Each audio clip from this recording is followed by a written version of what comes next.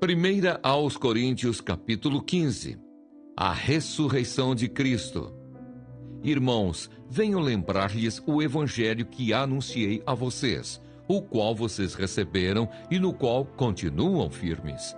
Por meio dele vocês também são salvos, se retiverem a palavra, assim tal como a preguei a vocês, a menos que tenham crido em vão. Antes de tudo, entreguei a vocês o que também recebi, que Cristo morreu pelos nossos pecados, segundo as Escrituras, e que foi sepultado e ressuscitou ao terceiro dia, segundo as Escrituras. E apareceu a Cefas, e depois aos 12. Depois foi visto por mais de 500 irmãos de uma só vez, dos quais a maioria ainda vive, porém alguns já dormem. Depois foi visto por Tiago e mais tarde por todos os apóstolos.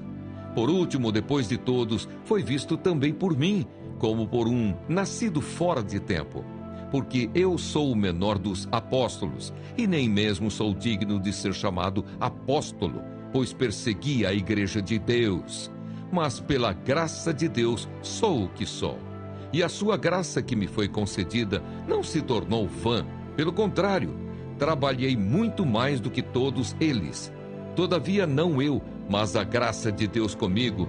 Portanto, seja eu ou sejam eles, assim pregamos e assim vocês crerão. A nossa ressurreição. Ora, se o que se prega é que Cristo ressuscitou dentre os mortos, como alguns de vocês afirmam que não há ressurreição de mortos? E se não há ressurreição de mortos, então Cristo não ressuscitou. E se Cristo não ressuscitou, é vã a nossa pregação e é vã a fé que vocês têm.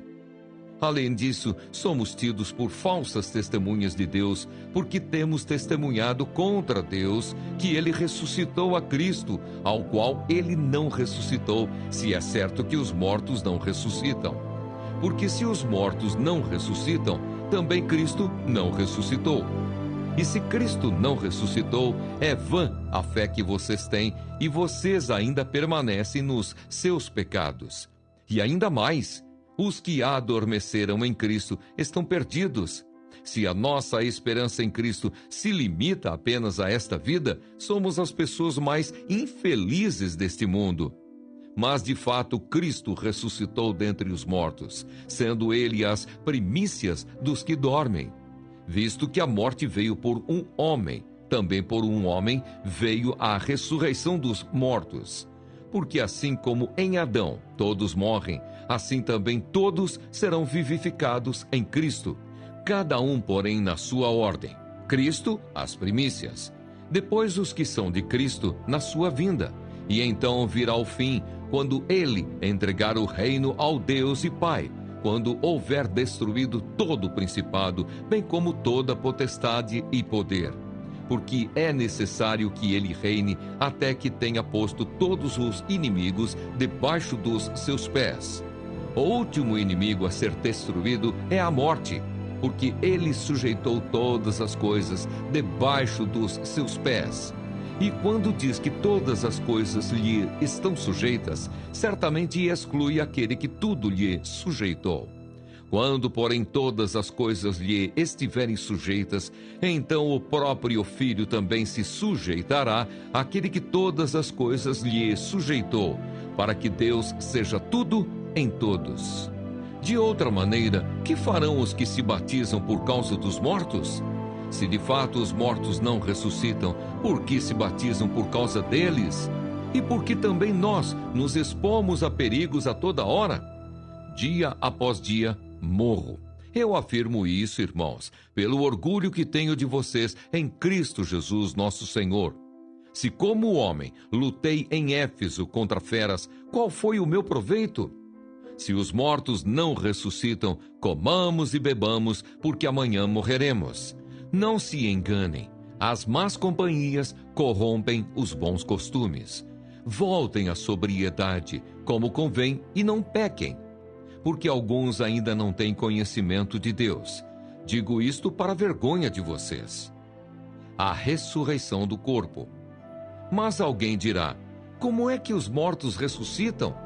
E com que corpo virão? Insensato! O que você semeia não nasce, se primeiro não morrer. E quando semeia, você não semeia o corpo que há de ser, mas o simples grão, como de trigo ou de qualquer outra semente. Mas Deus lhe dá corpo como Ele quer dar, e a cada uma das sementes dá o seu corpo apropriado.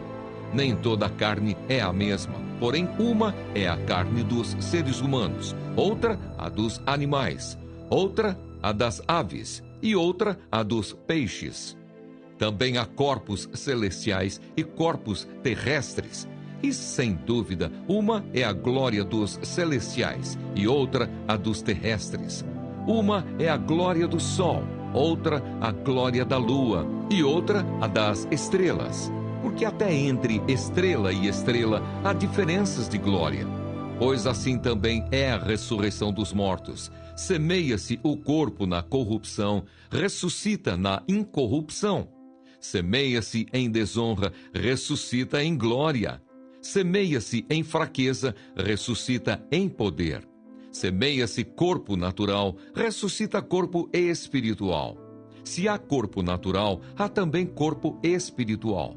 Pois assim está escrito: o primeiro homem, Adão, se tornou um ser vivente, mas o último Adão é espírito vivificante.